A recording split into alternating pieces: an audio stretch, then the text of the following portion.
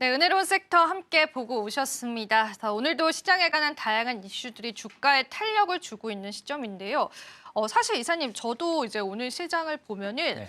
이게 우리가 이제 노벨 문학상이라는 새로운 재료는 있기는 하지만은 예전에 했던 재료들이 좀 재탕되는 느낌들도 좀 들어오거든요. 네. 그래서 이 섹터를 선별하기가 좀 굉장히 어려운 것 같아요. 네. 이렇게 우리가 새로운 섹터가 크게 오지 않을 때는 어떤 특별한 투자 전략이 있을까요? 쉬면 됩니다. 네, 무리하지 않고 쉬면 네. 되고 이게 우리가 시장을 볼 음. 때 매일 주식 시장은 열리잖아요. 맞아요. 매일 열리죠. 그다음에 HTS를 보면 호가가 이렇게 바뀌는 게 보이다 보니까 사람의 심리는 매일 매매를 하고 싶어져요. 그런데 우리가 투자를 하면서 좀 성공에 가까워지는 수익에 가까워지는 방법이 대중의 반대로 가보는 거예요. 이 도파민을 자극하는 HTS를 보기보다 시계열을 늘리는 것도 방법입니다. 네네. 일각에서 그런 얘기들을 많이 하죠.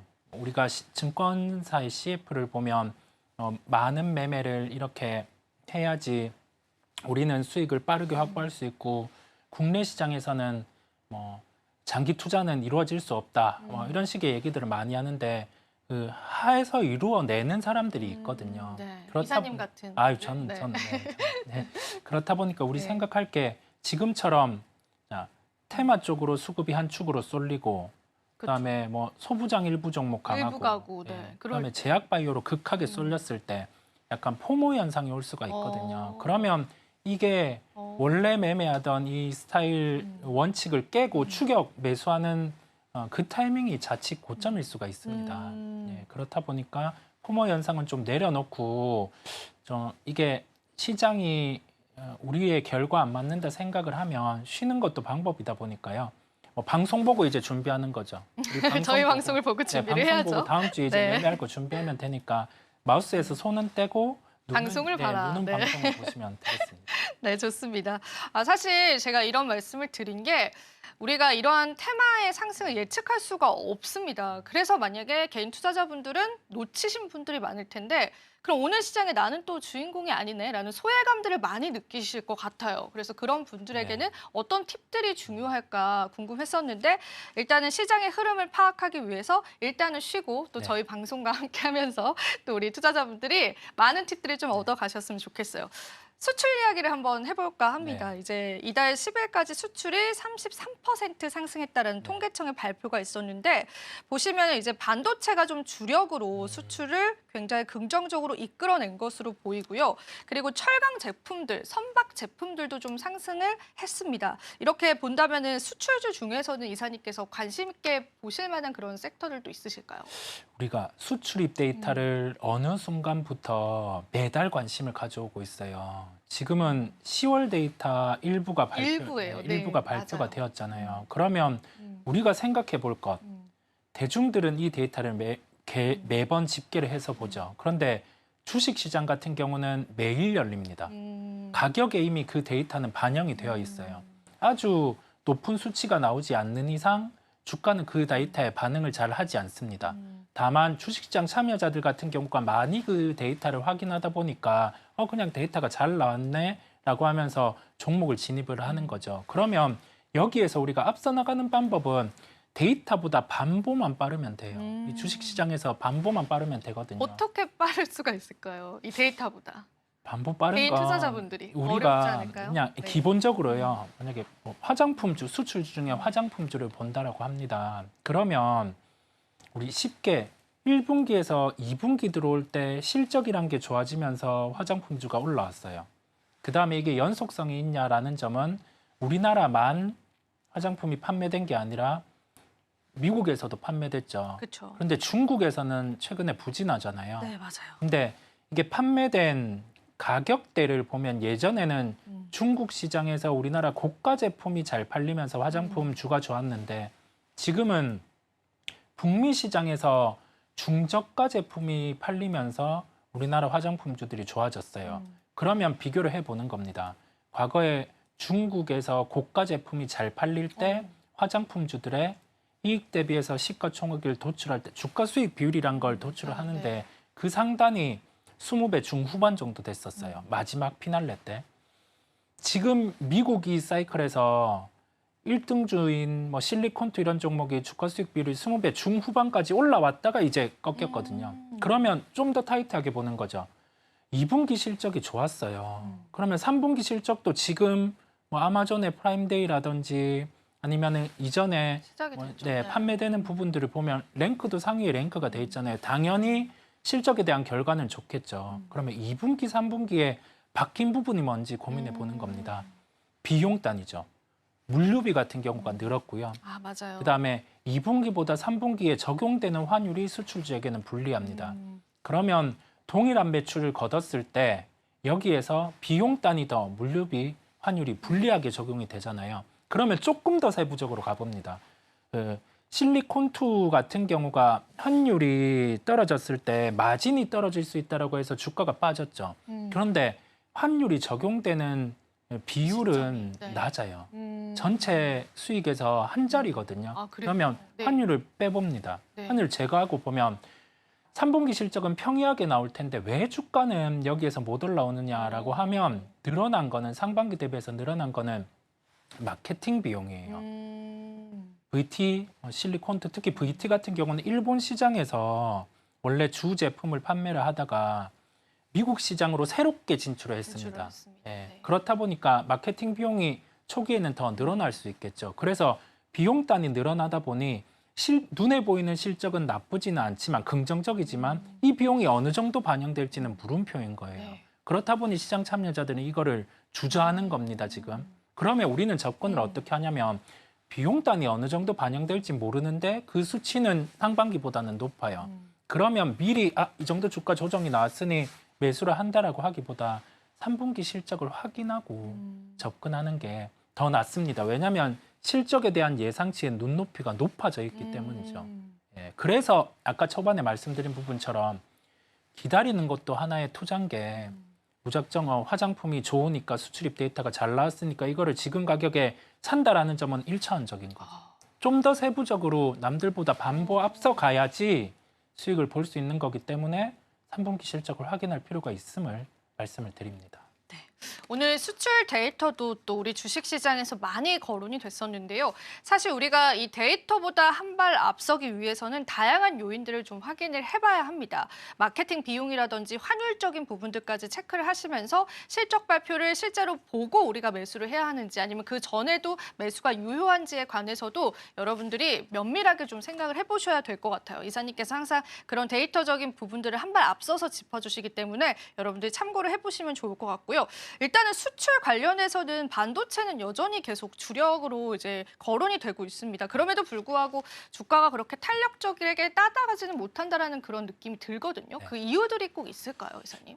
우리가 수출입 데이터를 보면 여기에서 수출의 중량과 금액이 있어요. 자, 금액이 늘어날 거잖아요. 볼륨이 늘어난 네. 겁니다. 그러면 판매되는 실제 가격이 중요해요. 네, 가격이 우리 뭐 디램 낸드 쪽에 고정가라고 하죠. 그 고정가 같은 경우가 9월에 10%가 빠졌습니다. 그러면 우리 이전 달보다 10%만큼의 물량을 더 팔아야지 67의 데이터와 동일한 거예요. 예, 눈으로 보면은 잘 나온 거죠. 네. 데이터가 잘 나온 건데 실상은 가격은 빠지고 있다 보니까 지금 반도체주 같은 경우는 수출입 데이터에 반응을 안 하는 상황이에요. 각 기업들의 그렇네요. 단가들을 볼 필요가 있고 지금 그러면 자, 보통은 반도체와 관련된 고정가가 빠질 때는 주가가 고점이었어요. 그리고 나서 좀 빠지는 경우가 있는데요.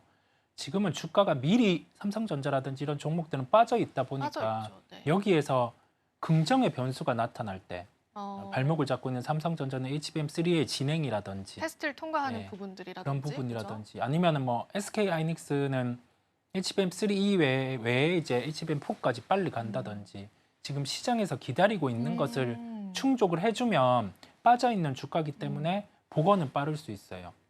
그걸 안고 미리 들어갈 필요는 없다라는 거예요. 보고 들어가자. 네, 확인하고도 진입하면 충분히. 되다 보니까요. 어. 그런 점을 한번 고려를 해보시면 되겠습니다. 네, 저희가 사실 이제 이런 수출 데이터 상으로는 반도체가 항상 좀 좋게 나옵니다. 그런데 그 수출 데이터가 주가에 탄력을 주지는 못해요. 이 부분에 관해서 충분히 의문점들이 있으실 것 같은데요. 오늘 그 이유에 관해서 이사님이 좀 풀어주신 것 같아서 좀 마음이 굉장히 든든합니다. 수출 데이터를 반도체주들은 따라가진 않는다. 하지만 새로운 모멘텀이 필요하다. 그런데 그 모멘텀을 예측하고 들어가기보다는 모멘텀이 나오고 나서 들어가도 늦지는 않는다라고 반도체 관련주들 좀 정리를 해보면 좋을 것 같습니다. 물론 반도체 안에서도 여러 가지 섹터가 있기 때문에 그 섹터들은 잘 여러분들이 선별하셔서 전략은 세워보셔야 될 것 같습니다.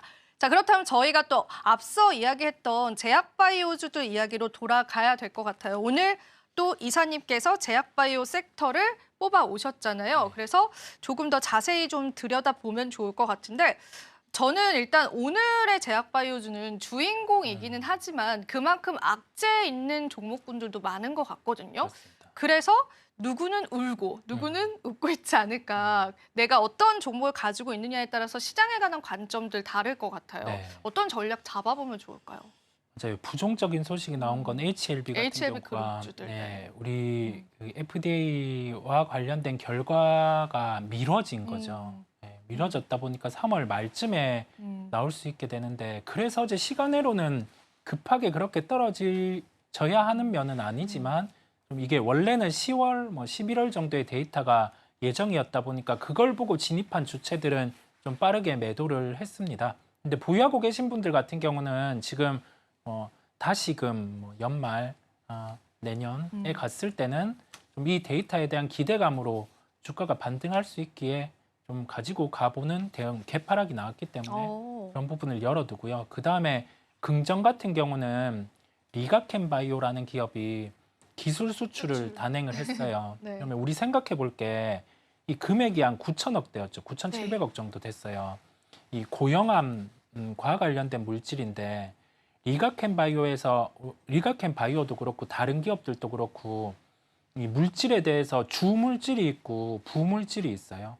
주요한 뭐 임상을 진행하는 물질 같은 경우에 기술 수출이 아니었기 때문에 여기에서 이게 일회성이 아니라 하반기로 갔을 때 적어도 한 2건 정도의 기술 수출이 더 나올 수가 있습니다. 그래서 뭐 이 주식을 보유하고 계신 분들은 빠르게 매도를 하기보단 보유를 하고 갈 수 있음을 말씀을 드리는 거죠.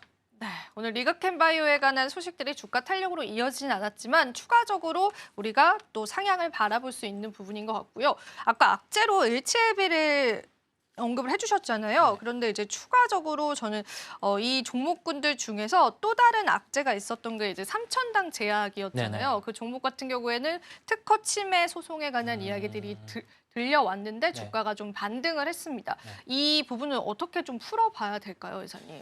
그 알리아 시밀러에 대한 부분이 특허가 있다 보니까 이와 관련해서 워낙 이게 유망한 기술 부분이다 네. 보니까 특허에 대한 이슈는 좀 지속될 수는 있어요.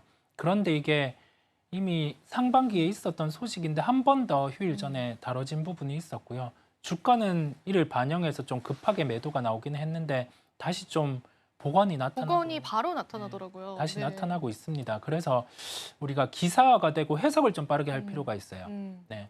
이 부분은 추후에 특허와 관련된 부분이 제기될 수는 있지만 그 제기되는 형태에서 삼천당제약이 가지고 있는 기술이 이게 특허에 대해서 이슈를 제기했을 때 데미지가 입을 정도가 아니기 때문에 신경에 대한 부분은 크게 안 쓰셔도 된다라는 말씀을 드립니다. 크게 신경 쓸 리스크는 아니다라고 이야기를 한번 해보도록 하겠습니다. 자, 그럼 오늘 이사님께서 원픽 종목이 아까 언급해주신 그 종목이 맞을까요, 이사님? 네, 시장 안에서 보면 네. 종목들이 상대적으로 덜 오른 종목인데 기술력을 가지고 있고 추후에 기술 수출이라든지 임상과 관련된 데이터가 나올 수 있는 종목을 볼 필요가 있다라는 점에서 SK 바이오팜을 말씀을 드리려고 하고요.